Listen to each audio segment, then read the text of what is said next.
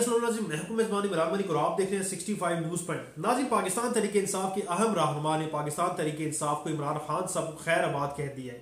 ना सिर्फ खैराबाद का है बल्कि एक रिवायती अंदाज में, जैसा कि वो आंसू बह रहे हैं, रो रहे हैं, परेशानी की हालत में हैं, नगमे गा रहे हैं, कह रहे हैं कि हम सियासत को छोड़ देंगे। ऐसा बिल्कुल फरूक हबीब साहब ने नहीं किया।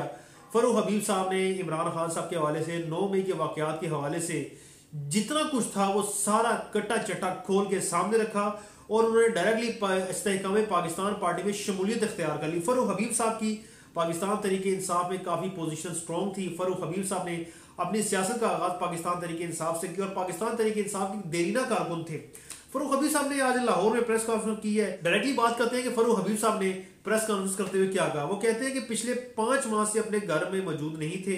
9 मई वाक़े के बाद हमने कानून का सामना नहीं किया। 3 हफ्तों में मैंने अपना राब्ता फैमिली के साथ भी मुनक़ता किया हुआ था, जिसकी कुछ वजूहात है। उन्होंने कहा कि 5 माह से मुसलसल दिमाग में सोच थी, क्या इस सियासत के लिए मैं अपनी सियासी जदोजहद का आगाज किया था तो पाकिस्तान को हकीकी मानों में कायद-ए-आज़म का पाकिस्तान बनाने के लिए जदोजहद का आगाज किया। क्या इसी सियासत के लिए अपनी जदोजहद का आगाज किया था? यह कि कुफर और इस्लाम की जंग नहीं है। हम मुल्क को तशद्दुद की सतह पर ले आए, आईनी तरीके से अदम एतमाद हुआ। मैं उन सवालात के जवाब मुसलसल खुद से पूछ रहा था। खुद एहतसाबी का अमल बहुत जरूरी होता है। अदम एतमाद आईनी लिहाज से हुआ, उसके बाद ना हमें चैन से बैठने दिया गया, ना अवाम को पूरा मुजाहमत के बजाय पुरतशद्दुद मुजाहमत की राह पर नौजवानों को डाल दिया गया। हम पाकिस्तान को कायद-ए-आज़म का हकीकी मानों में पाकिस्तान बनाना चाहते थे। बाज़ का जज्बात में आप बहुत आगे चले जाते हैं। अब फरूक हबीब साहब ने, जो कि उन्होंने कहा कि मैं शुरुआत मेरी पाकिस्तान तहरीक इंसाफ से मैंने सियासत का आगाज किया, तो मेरा मकसद ये बिल्कुल नहीं था कि जलाओ गिराओ, ये आग लगाओ, ये कुछ मेरा मकसद नहीं था। फरूक हबीब साहब मजीद कहते हैं कि हम खुद मार खा लेते थे, लेकिन हमने पुरतशद्दुद मुज़ाहमत इख्तियार नहीं की थी। 2008 में हम उस वक्त काम कर रहे थे जब लोग हमसे पूछते थे पीटीआई है क्या। लोगों के माइंड्स को हाईजैक करके जज्बात को भड़काया गया। सियासतदान घरों से गिरफ्तार होते हैं, पहले भी गिरफ्तार होते रहे हैं।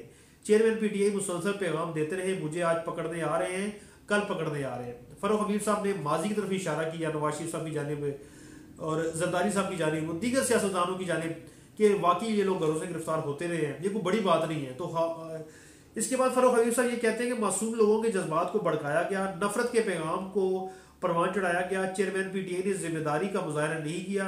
उन्होंने मुसलसल लोगों की जहन साजी की और तैयार किया। पीटीआई की हुकूमत में भी अपोजिशन ने अदालतों में अपने केसेस का सामना किया। अपोजिशन को उन्होंने इस लिहाज से क्रेडिट भी दिया। वो कहते हैं कि पीटीआई की हुकूमत थी और अपोजिशन केसेस का सामना कर रहे थे।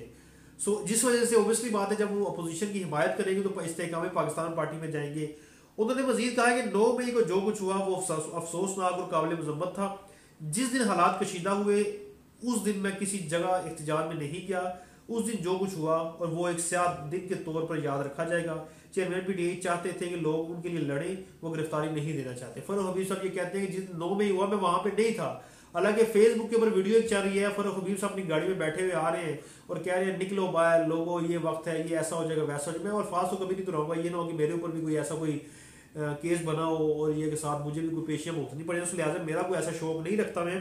फरूक हबीब साहब ने ऐसे ही वो गाड़ी में आ रहे थे, जनाब ये फरमा रहे थे कि आओ निकलो जी, पाकिस्तान की खातिर फलां हो जाएगा, ढिमकाना हो जाएगा। और जब वो गायब थे तो उन्होंने कुछ दिन कबल कुछ वीडियोस भी वो अपलोड करते रहे, जो पाकिस्तान तहरीक इंसाफ के ऑफिशियल पेज पे वो अपलोड होती रही। उन्होंने इमरान खान साहब को मुजाहिद का और हक और सच का जांबाज उन्हें कहा।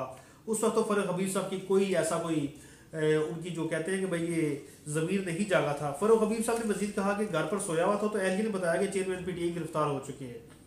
चेयरमैन पीटीआई ने ऐसा जहन बनाया, लोग अपनी अफवाज के खिलाफ लड़ने निकल पड़े। बदकिस्मती से चेयरमैन पीटीआई तशद्दुद को परवान चढ़ाना चाहते थे और तशद्दुद को प्रमोट करते रहे। डायरेक्टली हमला इमरान खान साहब के ऊपर, डायरेक्टली इमरान खान साहब को जिम्मेदार ठहराया गया है, जैसे फयाजुल हसन चौहान साहब ने ठहराया, जैसे दीगर लोगों ने ठहराया, फिरदौस आशिक अवान साहिबा ने, दबे अल्फाज में असद उमर साहब ने भी और दीगर ऐसे लोगों ने भी उनको एक ऐसी तनकीद का निशाना बनाया है। और साइफर के हवाले से उन्होंने बताया कि साइफर से मुतालिक इजलास का मुश्तरका एलामिया जारी हुआ, यह साजिश नहीं मुदाखलत है। पाकिस्तान ने साइफर पर डीमार्च किया, अपने कौमी मफाद को सामने रखने के बजाय कहा उस पर सियासी बयान बनाए।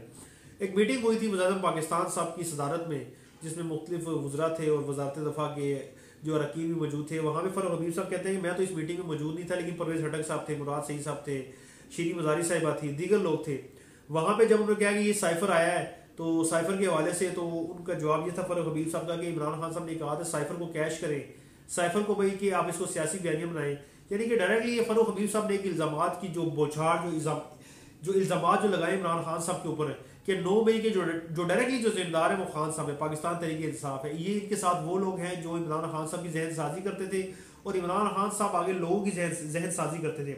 इसके साथ साथ इस्लामाबाद हाई कोर्ट ने साइफर केस में पाकिस्तान तहरीक इंसाफ के जेल ट्रायल के खिलाफ दरख्वास्त निपटाते हुए ट्रायल कोर्ट से रुजू करने की हिदायत की है और कहा कि इस्लामाबाद हाई कोर्ट के चीफ जस्टिस आमिर फारूक ने निपटाने का फैसला सुनाया और अदालत ने फैसले में लिखा कि सिक्योरिटी के पेश नजर जेल ट्रायल चेयरमैन पीटीआई के हक में है। फैसले में कहा गया कि चेयरमैन पीटीआई खुद अपनी सिक्योरिटी के हवाले से मुतअद्दिद बार खदशात का इजहार कर चुके हैं। बज़ाहिर जेल ट्रायल के मामले पर कोई बदरीती नजर नहीं आती। जेल ट्रायल पर तहफ़्ज़ात हो तो पटिशनर्स ट्रायल कोर्ट से रुजू कर सकते हैं।